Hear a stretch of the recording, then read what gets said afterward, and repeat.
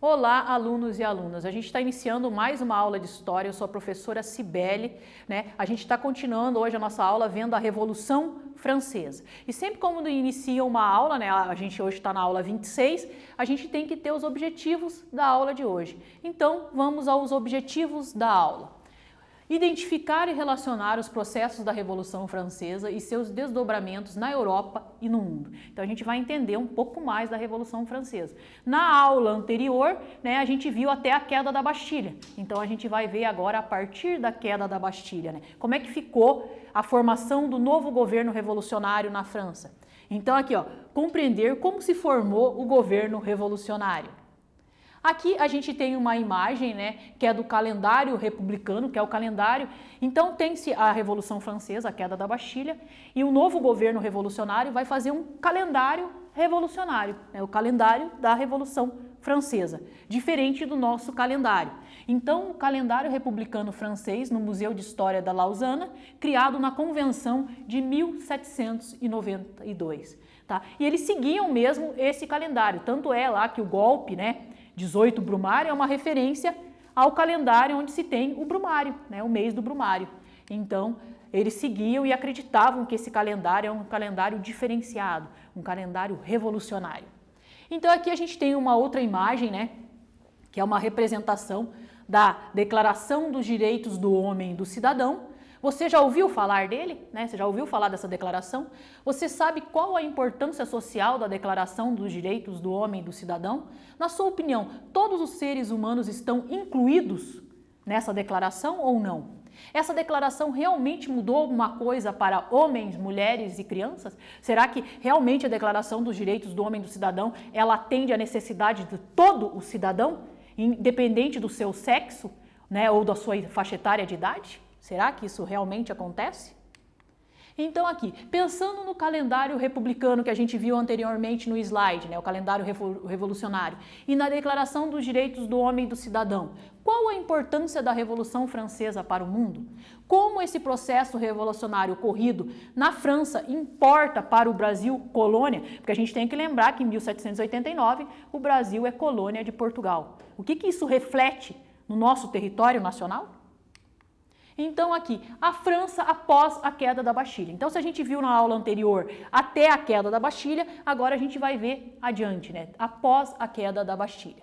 Então com a chegada da notícia, né, da queda da Bastilha ao interior, os camponeses passaram a invadir os castelos, pôr fogo nos registros de suas dívidas com os senhores e nos documentos envolvendo a cobrança de impostos. Então, quer dizer, os camponeses na França não queriam mais pagar impostos. Já que a gente fez a revolução, já que não existe mais essa monarquia absolutista, já que o primeiro e segundo estado perderam privilégios, agora a gente quer ser igual, a gente quer os mesmos direitos. E é isso que os camponeses vão buscar. Então, pressionado pelo avanço da revolução na cidade e no campo, em 4 de agosto de 1789, a Assembleia Nacional Constituinte aboliu a servidão, os dízimos, os privilégios do clero e da nobreza, pondo fim ao que restava do chamado feudalismo na França e também da chamada monarquia absolutista. No dia 26 de agosto de 1789, a Assembleia aprovou a Declaração dos Direitos do Homem e do Cidadão, reconhecendo o direito de todos à liberdade, à segurança, à propriedade, à igualdade perante a lei e a resistir a qualquer tipo de opressão. Então, isso daqui que estava lá embutido na Declaração dos Direitos do Homem e do Cidadão é uma revolução e vai servir de pressuposto para outros ideais de revolução em outras partes do mundo, ou até mesmo de independência. Né? Os países vão começar, as colônias vão começar a buscar sua independência nesse pressuposto de liberdade, segurança, né? Perante a lei todo mundo ser igual e tudo mais. Daí aqui a gente tem duas imagens, né? Duas pinturas, Luís XVI, o rei da França, né? Quando aconteceu a Revolução Francesa, e sua esposa Maria Antonieta. Né? Os retratos são de 1777. Então você veja, né, a vestimenta, a pose, né, o olhar de superioridade. Então tudo isso aí já retrata como era a vida dessas pessoas ou os privilégios que um monarca tinha dentro da França. Agora a gente vai para a atividade número 1. E o que consiste a atividade número 1? A atividade número 1 você tem que ver qual é a sentença correta. Volto a lembrar para vocês que vocês têm que ir lá no Classroom, no link, confirmar a presença na aula, porque senão não tem como o professor lá no seu colégio saber que você está assistindo a aula de história. Então você vai lá, dá um cliquezinho, confirma a presença, né? Em relação às atividades, você pode, né, aqueles que não têm acesso à internet, podem ir buscar no colégio e ver o dia de devolver essas atividades realizadas na escola, tomando todos os cuidados, porque a gente está em isolamento social. Então, vocês respondam aí, a gente já volta na sequência com a correção.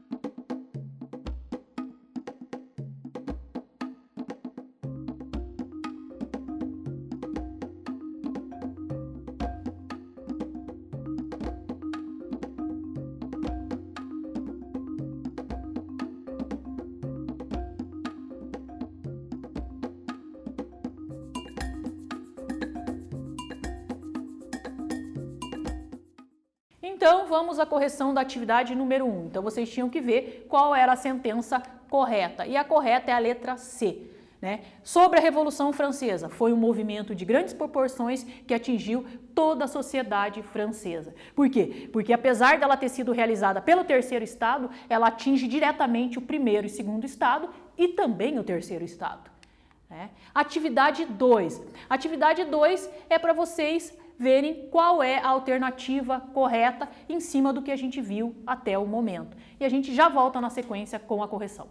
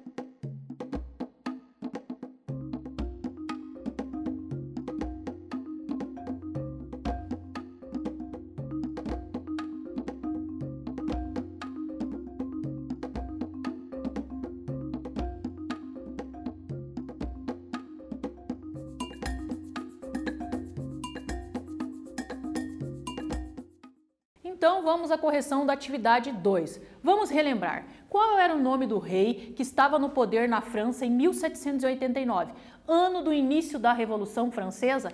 E a resposta certa é a letra B, Luís XVI, que eu até mostrei lá uma imagem de como era o Luís XVI e de sua esposa Maria Antonieta.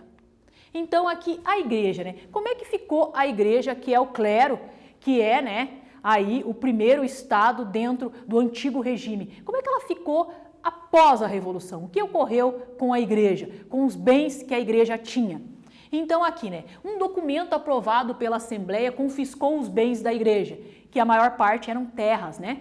Os membros do alto clero reagiram ao documento fugindo da França, acompanhados de milhares de nobres que também fugiram, levando consigo dinheiro e joias, já que a terra não tinha como eles levarem, né?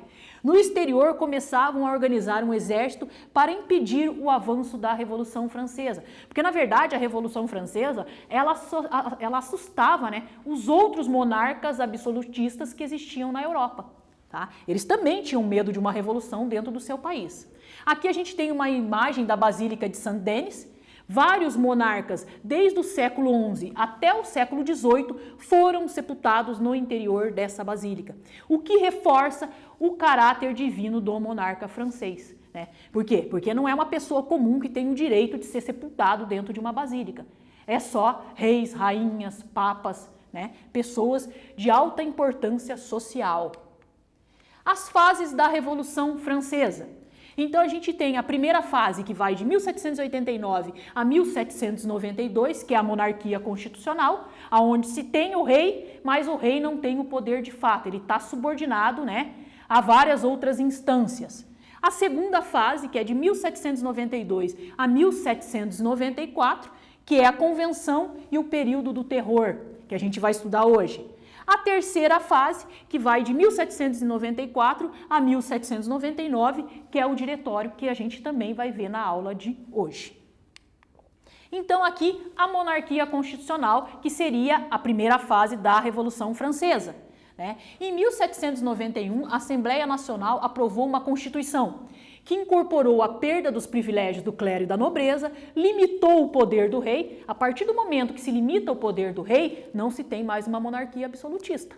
Por quê? Porque um monarca absolutista ele tem poderes ilimitados. Tá? Então aqui o rei já não tinha mais o poder de fazer e aprovar leis. Com isso chegava ao fim a monarquia absolutista na França. Tá? Criou-se também o voto censitário, né, que excluía camponeses, artesãos, operários e mulheres. Isso representava quase 80% da população. Então vejam bem, teve-se a revolução para se conseguir mais direitos para os camponeses, para o terceiro estado. Mas a partir da revolução, o terceiro estado ainda continua sem direito, porque o voto censitário os exclui. Então, na verdade, a revolução ainda não está completamente firmada. A gente não vê uma tomada de posição do povo. O povo ainda não conseguiu os seus direitos. Tá? A burguesia assumiu o poder. Aqui, quando eu falo a burguesia, eu estou me referindo à alta burguesia. Tá? É essa que está ali encabeçando todo o processo revolucionário. O rei da França não gostou da nova Constituição, é claro. Ele deixa de ser um monarca absolutista para se tornar um monarca simbólico. Então, para ele, é claro, não é interessante, né? Mas ele vai fazer o quê? Com outros monarcas, ele vai se aliar e vai tentar obter novamente o poder. Mas não vai conseguir e vai acabar sendo preso, tá? E pego. Então ele não consegue. Atividade 3 de hoje. Atividade 3 é para você buscar a incorreta. Eu sempre coloco em letra maiúscula para reforçar para você, né, que é a incorreta, porque a gente sempre está acostumado a pegar a questão ou a sentença correta. Então a gente vai pegar a incorreta e vai justificar, quer dizer, corrigir essa incorreta. E a gente já volta com a correção.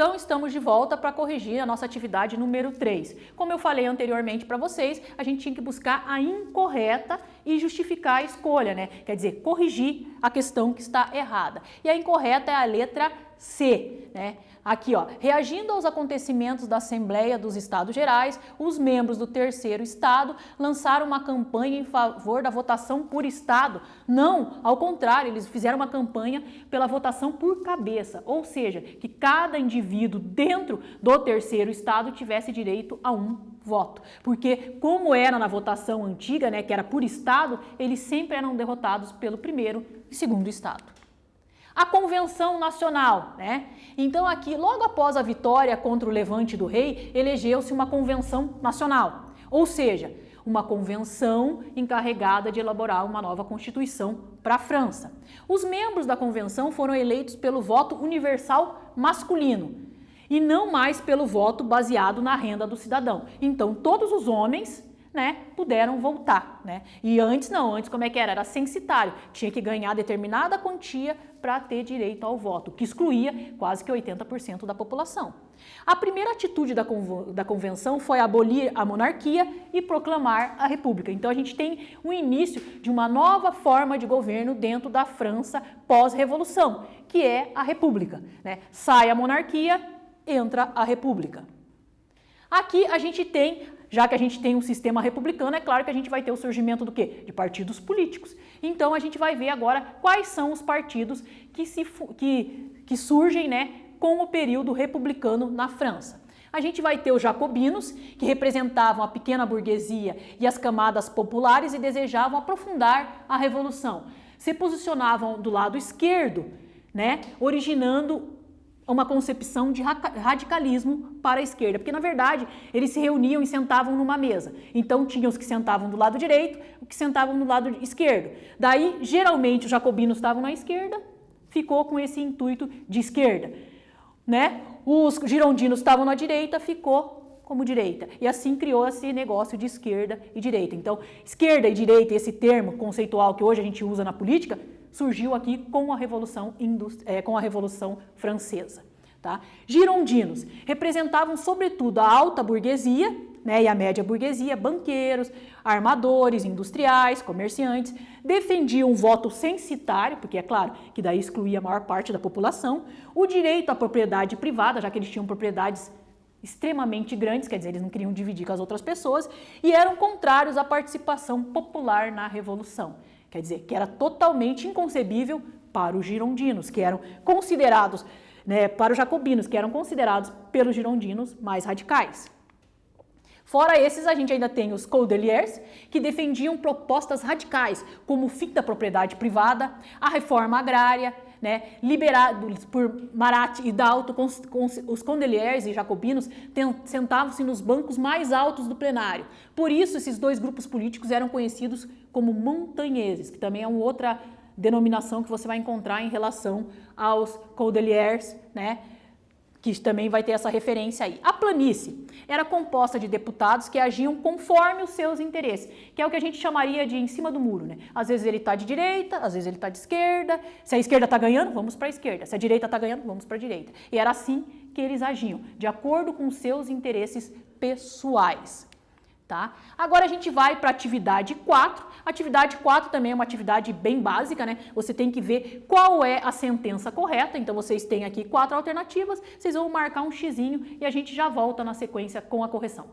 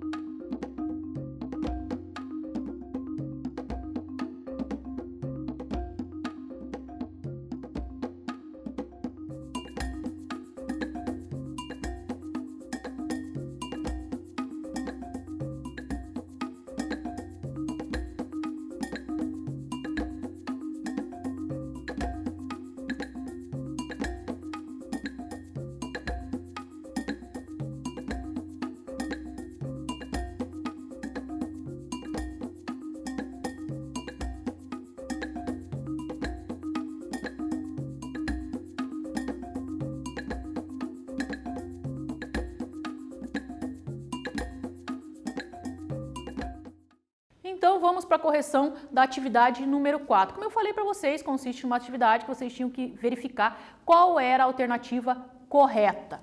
E a alternativa correta é a letra D. O antigo regime gerou uma insatisfação tão grande no terceiro estado que levou à Revolução Francesa. Vale lembrar, que o terceiro estado era composto por quem? Camponeses, os sans-culottes e a burguesia. Então são eles que vão encabeçar todo o processo revolucionário, que no primeiro momento vai gerar uma monarquia, mas não mais absolutista, e num segundo momento vai levar à república. Então a formação aí dos chamados partidos políticos, que são jacobinos, girondinos e a planície, que a gente acabou de ver nos slides anteriores. Então a gente tem que entender que a Revolução Francesa, o processo revolucionário, ele é bem longo dentro da França. Então não significa que a queda da Bastilha significou a mudança imediata de monarquia para a república, não. Eles ainda deram uma chance para o rei, para que ele ficasse no poder, para que se mantivesse o mesmo sistema político, mas como eles viram que isso se tornou inviável, eles acabaram implementando a república e criando uma constituição republicana para a França.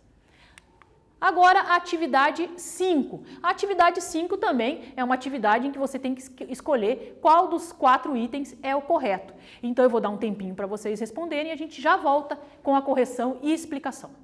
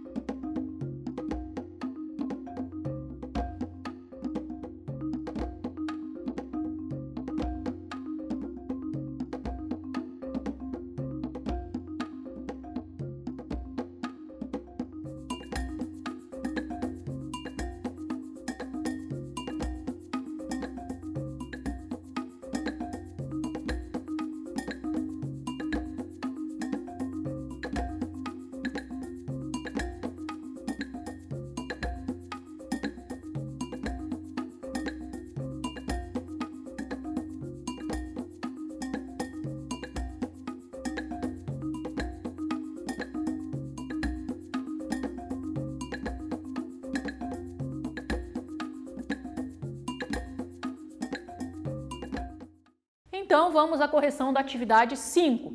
Então, aqui, ó, de acordo com o estudado até agora sobre a Revolução Francesa, podemos afirmar que após a Convenção Nacional predominou qual forma de governo? República. Né? Então, a Convenção Nacional é que vai gerar a República, que vai gerar a Constituição Francesa. Agora a gente vai ver sobre a questão do Luís XVI, né?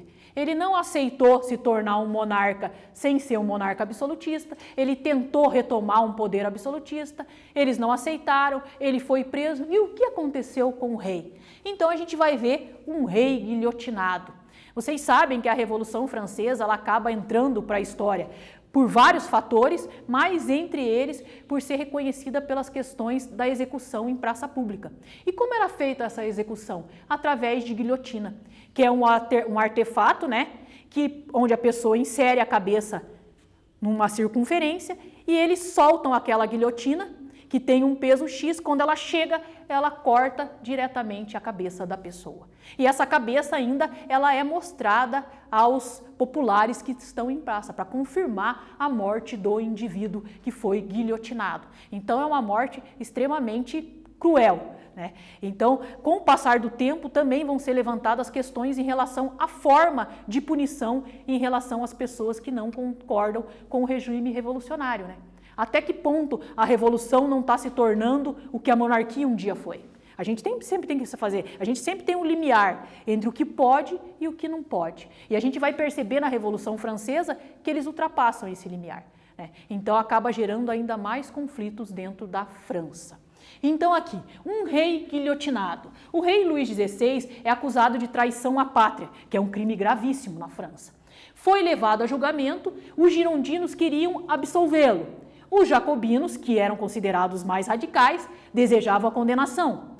Após um mês de intensos debates, mais de 90% dos deputados em convenção, né, com base em provas, declararam Luís XVI culpado. Em janeiro de 1793, o rei foi executado em praça pública, né, com uma chuva de aplausos pelos populares. Ele e sua esposa Maria Antonieta. Tá? Aqui a gente tem um desenho que representa uma guilhotina, né? Então ela tem geralmente aí 4,5 metros de altura, né? Ela tem um bloco de mais ou menos 30 quilos, uma lâmina, né, que impulsiona a lâmina principal, que tem 7 quilos, que corta. A velocidade que ela atinge na queda quando, né, o carrasco solta a guilhotina é mais ou menos 24 km por hora. Então ela chega e na hora ela decepa a cabeça da pessoa. Então aqui tem uma cena, né, forte, mas que vocês têm uma ideia de mais ou menos como seria esse processo de execução em praça pública. Aqui atrás a gente vê os populares gritando, né, todos tal, aquela felicidade, aquela euforia, porque qual que é a ideia, né, do terceiro estado ou dos camponeses que estão ali assistindo essa execução? Agora tudo vai mudar, o rei morreu, né? Só que não é bem isso que acontece. Então a gente vai perceber que o processo revolucionário francês, ele demora muito para atingir o êxito desejado pelo terceiro estado.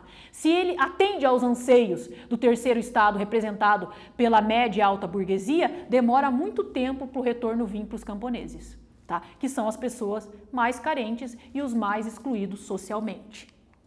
Aqui, os jacobinos no poder. A execução, né, do rei aumentou a oposição dos jacobinos. Robespierre, que era o líder dos jacobinos, né, toma algumas atitudes que ainda aumentam mais a insatisfação popular. Aqui a gente tem uma representação, né, uma pintura de um Maximilien de Robespierre. Né? Distribuíram terras aos nobres, dos nobres a milhares de camponeses, aboliram a escravidão nas colônias, né, que quando a gente vê lá a independência do Haiti, atinge diretamente o Haiti, né, já que os escravizados se tornam livres, tornaram o ensino primário obrigatório e gratuito, tabelaram os preços dos gêneros de primeira necessidade que vinham subindo diariamente dentro da França. Os jacobinos tiveram apoio popular, em consequência das conquistas a favor das classes populares. No entanto, devido à tirania e à repressão causada pelos jacobinos em cima dos seus opositores, eles começaram a gerar dentro da França novamente um clima de insatisfação. Por quê? Porque eles matavam pessoas direto na guilhotina em praça pública. Qualquer opositor acabava sendo morto. tá? É conhecido esse período como o período do terror.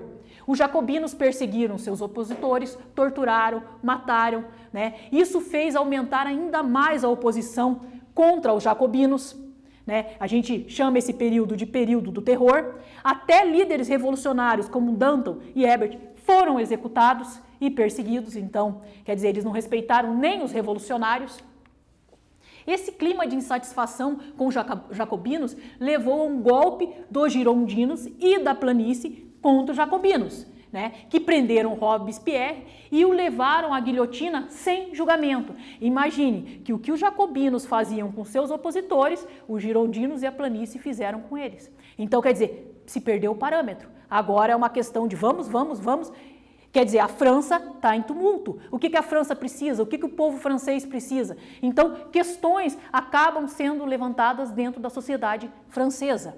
Tá? Assim, a alta burguesia subiu ao poder, elaborou uma nova Constituição, a de 1795, com o retorno do voto censitário, por quê? Porque privilegia ela, né? Manutenção da República e eleição do diretório com 5 membros para governar a França. Então, a gente entra ali na fase que é conhecida como diretório. Agora, vamos para a atividade 6. A atividade 6, né, é sobre o artigo 1º da Declaração dos Direitos do Homem e do Cidadão, que você tem que ler e daí ver qual que é a alternativa correta. E a gente já volta na sequência com a correção.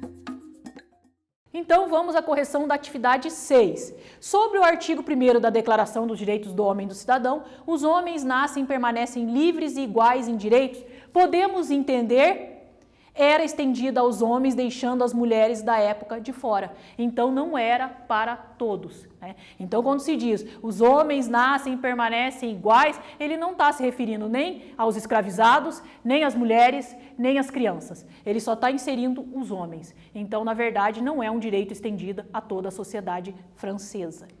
Tá? Agora a gente vai ver um pouco o golpe 18 Brumário. Então a gente tem lá o período do diretório, né, que é composto de 5 membros que vão governar o país. Mas esse período do diretório também gera insatisfação dentro da França. As pessoas começam a se perguntar, mas nossa, a França com 5 pessoas governando? Não, a França precisa de um novo sistema de governo, a França precisa manter o poder mais centralizado, precisa de uma figura forte, um homem que represente a França. Com a saída dos jacobinos do poder e a entrada dos girondinos e a planície, a situação não se amenizou na França. Continuou muito grande a insatisfação popular. Os jornais da época faziam campanha para um governo forte e alguém que pudesse governar de maneira plena, né? Nesse contexto surge o jovem general Napoleão Bonaparte. Em 10 de novembro de 1799, a gente tem, né, que do calendário 18 Brumário, segundo o calendário republicano, Bonaparte, apoiado por políticos burgueses e por militares, toma o poder na França. Tá? E a gente vai entrar numa nova fase dentro da França de novo. Estava concluída a Revolução Burguesa iniciada em 1789. Por que é considerado como a conclusão da Revolução Francesa essa subida do poder de Napoleão? Porque Napoleão representa a burguesia. Napoleão não é nobre e ele não é um membro da igreja. Então ele está totalmente desvinculado do primeiro e segundo estado do antigo regime. Então vem aí um homem que vai se voltar para as questões comerciais, para o crescimento industrial, para o capitalismo industrial. Então Napoleão é visto como a tomada de poder pela burguesia.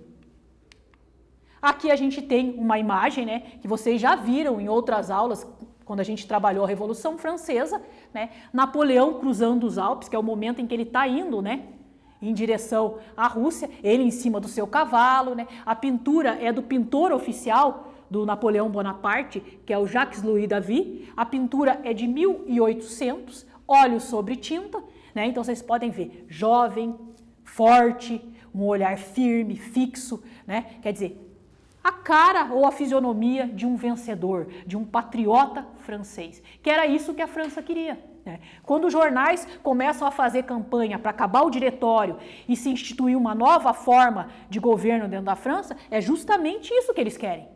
Um homem patriota, né? Um homem que possa centralizar o poder e que possa levar a França à grandiosidade do passado. E a figura de Napoleão representa isso. É só a gente pensar que a caminhada de Napoleão até a sua subida ao poder, ele vem calcando dentro do exército francês vitórias.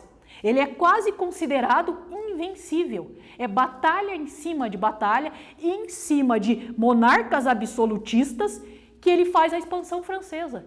Então, realmente, ele representa tudo que a França quer, tá? Agora a gente entra na reta final da nossa aula de hoje, né? Que são as considerações sobre a aula. Então, a gente teve a aula 25 sobre a Revolução Francesa, a aula de hoje, a aula 26, também sobre a Revolução Francesa, que na verdade é uma retomada de conteúdo para você, aluno, para você, aluna, para que vocês possam se preparar melhor para o segundo trimestre que está começando, né? Então eu volto a lembrar vocês que vocês têm que ir lá no Classroom, no link, confirmar a presença na aula de hoje para que seja computada que vocês assistiram a aula. Vocês também podem pegar as atividades que a gente fez aqui durante a aula para aqueles que não têm internet diretamente na escola, né? Tomando todos os cuidados com o isolamento social que a gente está vivendo esse momento, né, na atualidade. Então aqui, ó, na aula de hoje a gente analisou o desenrolar da Revolução Francesa, a burguesia assumindo o poder definitivamente, né, que faz com que a gente tenha a conclusão da Revolução ou do processo revolucionário francês, as várias fases que a França passa, né? Monarquia constitucional, convenção nacional, diretório, até a elevação de Napoleão Bonaparte ao poder. Esse último acontecimento concretiza a Revolução Industrial. Tá? Então eu aguardo vocês para a próxima aula. Aqui algumas indicações de leitura que eu sempre faço no final da aula para que você, aluno ou aluna, possa aprofundar os seus conhecimentos, e eu aguardo vocês para a nossa próxima aula de História.